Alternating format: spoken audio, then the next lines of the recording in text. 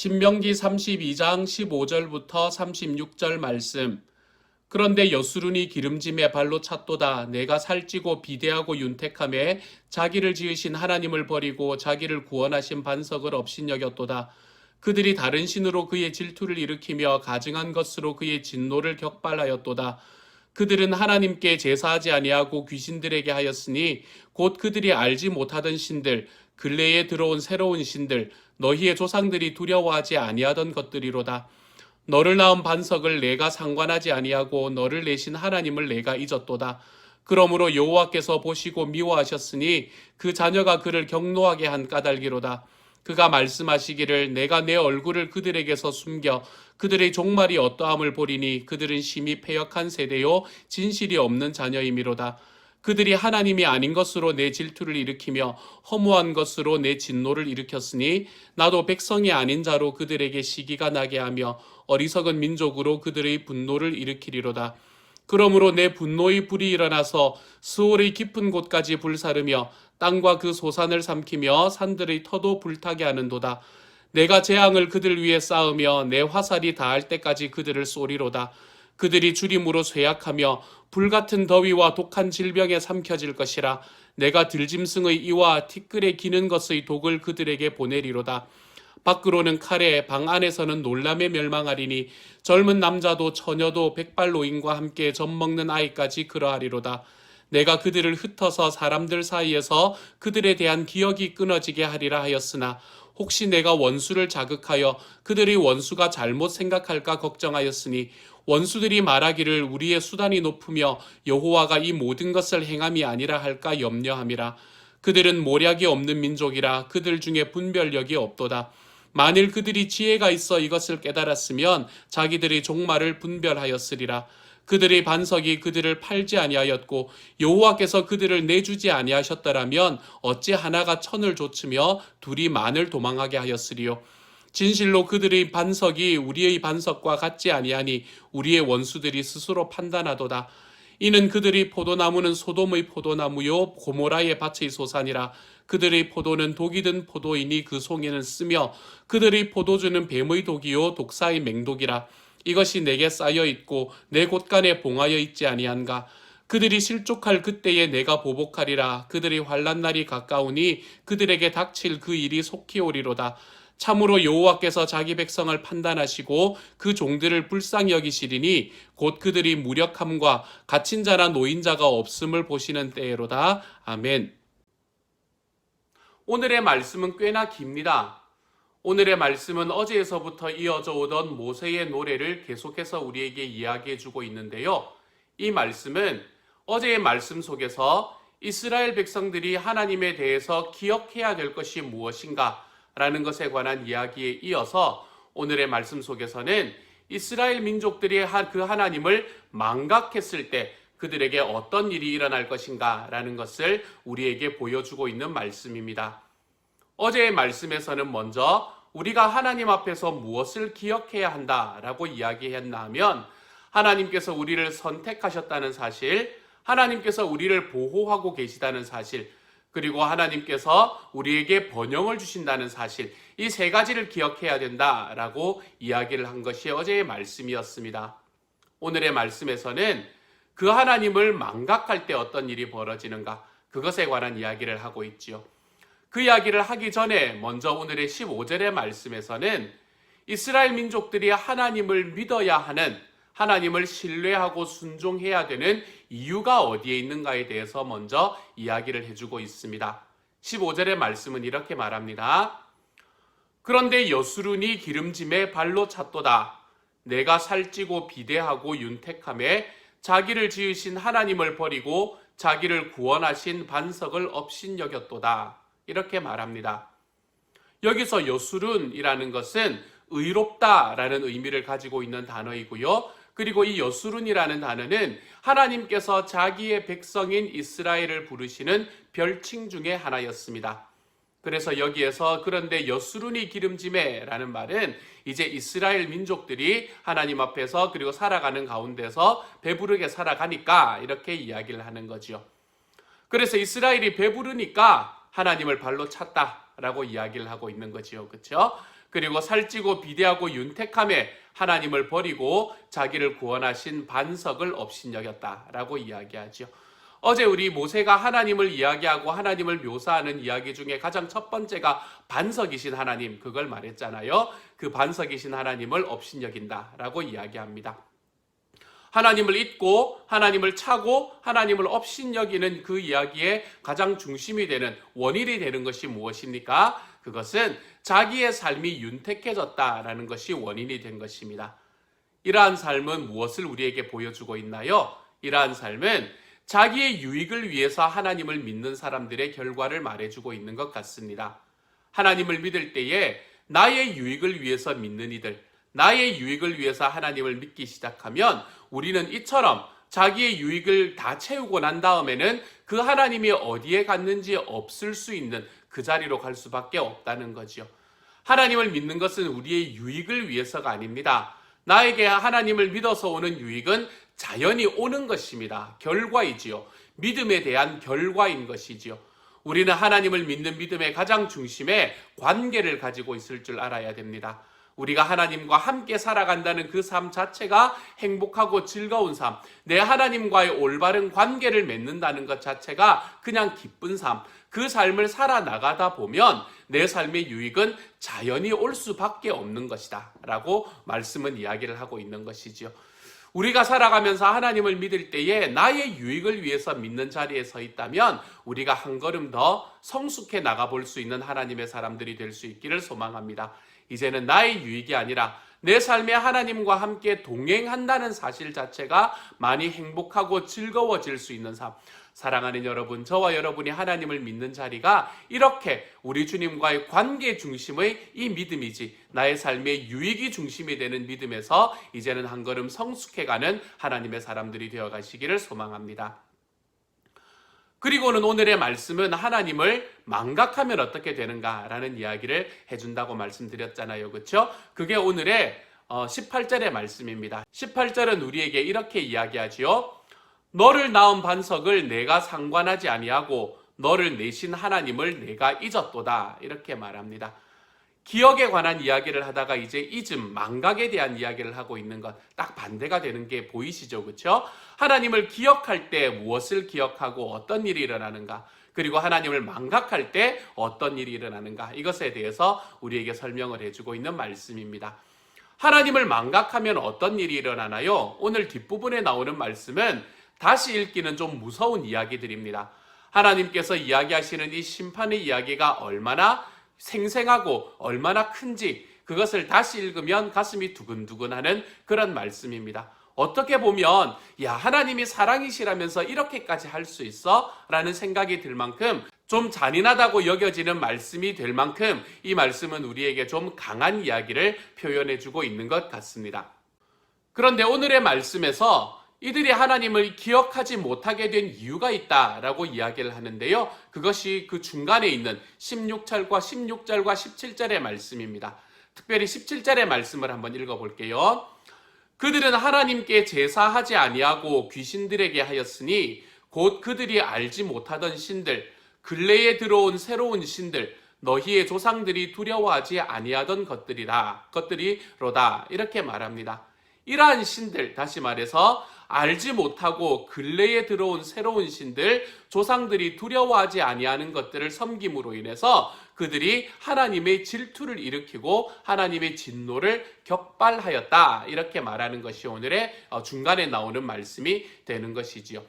이 16절과 17절의 말씀을 가만히 바라보면 이들이 섬겼던 신, 다시 이야기해서 이제 이들이 지금 섬기고 있는 것이 아니라 나중에 섬기게 될지도 모른다라는 이야기를 하는 그 신들은 그 이전까지는 섬기지 않던 신들을 이야기를 하고 있다는 것을 보여줍니다.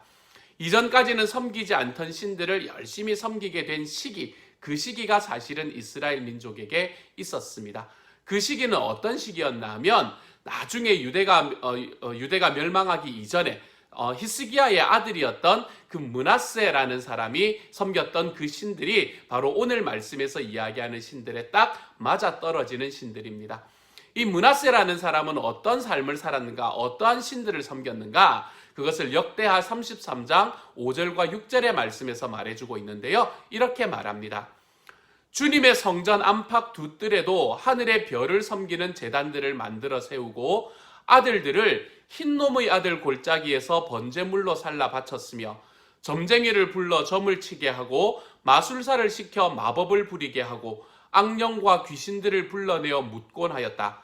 이렇게 하여 그는 주님께서 보시기에 악한 일을 많이 하여 주님께서 진노하시게 하였다. 이렇게 말합니다. 좀 여러 가지 이야기를 하고 있죠. 그렇죠? 하늘의 별을 섬기는 제단들을 만들었고 아들들을 흰놈의 아들 골짜기에서 번제물로 살라 바쳤고 점쟁이를 불러 점을 치게 했고 마술사에게 마법을 부리게 했고 악령과 귀신들을 불러내어서 묻는 일들, 이런 일들을 했다라는 것이지요. 이 므낫세라는 왕은 그 이전에 자기의 조상들이 섬겼던 바알과 아세라만 섬겼던 것이 아니라 이처럼 굉장히 새로운 신들을 섬겼다는 것이지요. 이 말씀에서 특별히 이야기하는 이 점쟁이를 불러 점을 치게 한다라고 이야기하는 이야기 있잖아요. 그렇죠? 그리고 또 하늘의 별을 섬기는 제단을 세웠다라고 이야기하지요. 이런 것들은 다 점성술을 이야기를 하는 겁니다. 그때 당시에 점성술의 대가가 누구였을까? 점성술의 대가들이 함께 모여있던 곳이 바로 바벨론이라는 곳이었습니다. 그렇기 때문에 이것은 그 이전에는 그렇게 많이 사람들에게 익숙하지 않은 것이었는데 아수르와 바벨론의 기간을 거치면서 이러한 점성술이 크게 발달을 하게 되는 것이지요. 므낫세가 보기에 그 점성술을 가진 나라들이 굉장히 강하다는 것을 그가 바라보았거든요. 그렇기 때문에 그는 자기의 나라에도 이 점성술이 유행하게 되면, 이것을 심게 되면 그러면은 자기의 나라도 더 강력해지지 않을까라는 생각을 했던 것 같습니다. 그래서 이 점성술을 들여왔던 것, 그러므로 이것은 굉장히 새로운 종교였던 것입니다. 새로운 이 우상을 섬기는 방식이었던 것이지요. 그것이 오늘 이 신명기에서 이야기하는 말씀과 굉장히 비슷합니다. 그래서 이러한 신명기의 말씀이 실제로 나타났던 시기는 아마 므낫세의 시기가 아닐까라고 생각을 할 수 있게 되는 것이지요. 그리고 이렇게 일어나는 모든 일들 속에서 하나님께서는 내가 그것을 결코 그냥 보고 있을 수 없기 때문에 너에게 진노하고 너를 반드시 멸망시킬 것이다. 이렇게 이야기하시는 무서운 이야기로 우리에게 다가옵니다. 그런데 제가 그저께 말씀드렸잖아요. 하나님께서 우리에게 말씀하시는 하나님의 심판과 저주의 이야기는 하나님의 열망이 아니라 하나님의 경고라고요. 하나님께서 그 심판과 저주의 이야기를 더욱 구체적으로 쓰시고, 그리고 그 심판과 저주의 이야기를 더욱더 적나라하게 쓰시는 이유는 내가 이렇게 할 수 있으니 너희는 결코 이 자리로 들어가지 마라 라고 이야기하시는 하나님의 경고이지, 내가 너희를 이러한 방향으로 이끌어 갈 것이다, 가고 싶다라는 하나님의 열망이 아니라는 것이지요. 이 이야기를 신학자인 존 파이퍼라는 분은 이렇게 이야기하셨더라고요. 하나님의 분노는 견고한 안전장치를 열어야 풀리지만 하나님의 은혜의 방아쇠는 머리카락으로도 움직입니다. 이렇게 말하더라고요. 하나님은 우리를 너무 사랑하시기 때문에 우리를 그냥 떠나보내시지 않습니다. 하나님의 분노는 견고한 안전장치를 다 열어야만 촉발이 되는 것이 하나님의 경고입니다. 그렇지만 하나님의 은혜는 머리카락만 스쳐도 그것이 움직이는 것, 그것이 하나님의 은혜라는 것이지요. 하나님은 저주하시고 경고하시는 메시지를 결코 이 땅에서 그들에게 이루기를 원하시는 분이 아니십니다. 하나님은 그러니까 이 경고의 메시지를 굉장히 잔인한 것처럼 우리에게 이야기를 해주고 계시는 것이죠. 하지만 이러한 안전장치들을 다 풀고 그리고 난 다음에 그 백성들이 하나님의 경고의 트리거를 건드렸을 때에 그때 경고는 어쩔 수 없이 저주로 바뀔 수밖에 없는 것이지만 하나님께서는 그 가운데에서도 머리카락만 스쳐도 움직이는 그 은혜의 방아쇠를 당길 준비를 언제나 하고 계시다는 것을 우리는 기억하며 살아갈 수 있는 것입니다. 하나님의 경고는 열망이 아니라 경고입니다. 하나님의 저주는 내가 이렇게 하겠다라는 것이 아니라 이렇게 할지 모르니 조심해라 라는 하나님의 경고가 된다는 것이지요. 하나님이 말씀하셨던 경고들을 끝까지 무시하고 하나님이 하지 말라고 이야기하셨던 일을 그대로 쫓아갔던 사람이 므낫세다라고 이야기를 했었는데요. 근데 그 므낫세가 역대하 33장 10절부터 12절의 말씀을 보면 조금은 다른 모습으로 우리에게 묘사해주고 있습니다. 이 말씀은 이렇게 말합니다. 주님께서 므낫세와 그의 백성에게 말씀하셨으나 그들이 듣지 않았으므로 아시리아 왕의 군대 지휘관들을 시켜 유다를 치게 하시니 그들이 므낫세를 사로잡아 쇠사슬로 묶어 바벨론으로 끌고 갔다. 므낫세는 고통을 당하여 주 하나님께 간구하였다. 그는 조상의 하나님 앞에서 아주 겸손해졌다. 이렇게 말합니다. 여기에서 므낫세가 어떤 일을 당했나 하면 백성들 앞에서 하나님 앞에서 그가 많은 새로운 이러한 신들을 다 섬기는 이러한 일들을 다 하고 하나님께서 이렇게 하지 마라 라고 이야기하셨던 경고의 말씀을 그냥 다 행함으로 인해서 그가 저주를 받고 심판을 받은 그 상황 속에서 그는 조상의 하나님 앞에서 아주 겸손해졌다라고 이야기를 하고 있는 것입니다.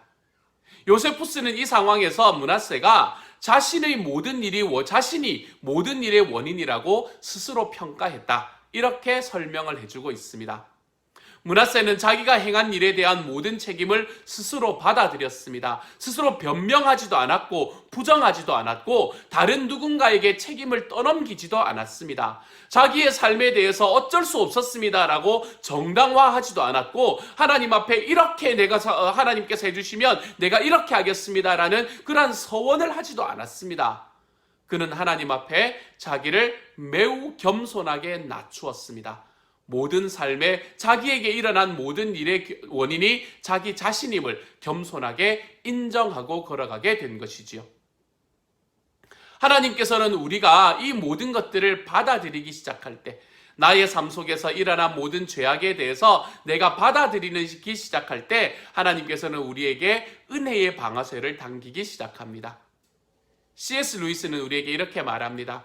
참된 용서는 변명거리조차 남아있지 않은 죄를 계속 보면서도 결국 모든 것을 다 받아들이고 죄의 모습인 공포, 추함, 비열함, 악함까지도 모두 보고 그럼에도 불구하고 그 죄를 지은 사람과 완전히 화해하는 것을 의미합니다. 바로 그것이 용서입니다. 그리고 우리는 하나님으로부터 그런 용서를 항상 받고 있습니다. 이렇게 말하고 있습니다. 하나님께서는 우리들의 삶에 있는 그 모든 하나님의 경고들을 우리가 다 어겼을 때에 우리들의 삶에 일어나는 그 많은 것들을 가르쳐 주셨음에도 불구하고 우리가 여전히 그 경고의 말씀을 어기는 순간에 하나님께서는 그것으로 인해서 우리들에게 일어날 모든 일들의 결과를 차마 마음으로 보실 수 없어서 우리를 용서의 자리로 이끌고 가시는 분이 바로 우리 주님이시라는 것입니다.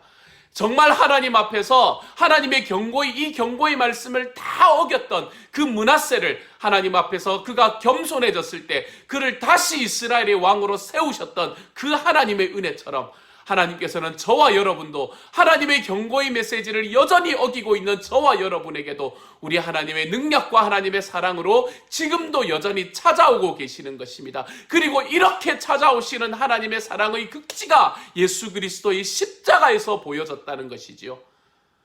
사랑하는 여러분, 하나님은 우리를 멸망시킬 길을 열망하시는 분이 아니십니다. 내가 너희를 절대로 그렇게 하고 싶지 않으니까 너희가 내가 지금 하는 말에 귀를 기울여라 라고 이야기하시는 이 하나님의 경고의 메시지에 우리의 귀를 기울여 볼 수 있는 하나님의 사람들이 되시기를 소망합니다. 그래서 주님을 망각했을 때에 일어나는 이 안타까운 일들을 우리의 삶에 경험하는 것이 아니라 하나님을 기억함으로 인해서 우리들의 삶에 있는 선택과 보호와 번영, 이러한 삶의 결과들을 받아 누리며 살아가 볼 수 있는 하나님의 사람이 되십시다. 주님을 기억하십시다. 주님을 기억하는 것이 우리들의 삶에 얼마나 큰 기쁨이 되는지 모릅니다. 지난 석 달 동안 이 코로나19의 기간 동안에 나를 지켜주셨던 하나님을 한번 기억해 보십시다. 지난 우리들의 삶에 살아가던 삶의 순간순간마다 나의 삶에 함께 계셔서 나를 보호해 주셨던 주님을 한번 기억해 보십시다. 내가 주님을 안다고 이야기하기 전에 주님이 나를 먼저 찾아오셔서 나를 선택하셨던 그 하나님을 기억해 보십시다. 그래서 이렇게 기억하는 삶을 통해서 우리 하나님께서 우리들의 삶에 내 주님을 망각함으로 인해서 받는 이러한 저주 속에서도 물론 하나님은 용서의 메시지를 전하시지만 이러한 저주의 길에 다시는 들어감이 아니라 하나님을 기억함으로 인해 주님 앞에 받는 이 은혜와 복이 우리들의 삶에 가득해 볼 수 있는 하나님의 사람들이 될 수 있기를 우리 주님의 이름으로 축복합니다. 함께 기도합니다. 사랑하는 주님, 주님을 망각했을 때 어떤 일이 일어나는가? 그것을 므낫세가 살아갔던 그 삶을 바라보면서 우리가 다시 한번 깨닫게 됩니다. 망각하고 하나님을 좀 벗어나도 주님께서는 머리카락만으로도 스치는 것만으로도 발사가 되는 그 하나님의 은혜의 그 총구를 우리를 향해 계신다는 것을 기억하게 하시고, 주님이여, 정말 우리가 주님 앞에서 하나님께서 여전히 용서해 주시겠지만 우리들의 삶에서 주님을 망각하는 자리보다는 주님을 기억하는 자리로 한 걸음씩 걸어가 볼 수 있는 주님의 사람이 되게 하여 주옵소서. 모든 말씀 우리 주님 예수님 이름으로 기도드립니다. 아멘.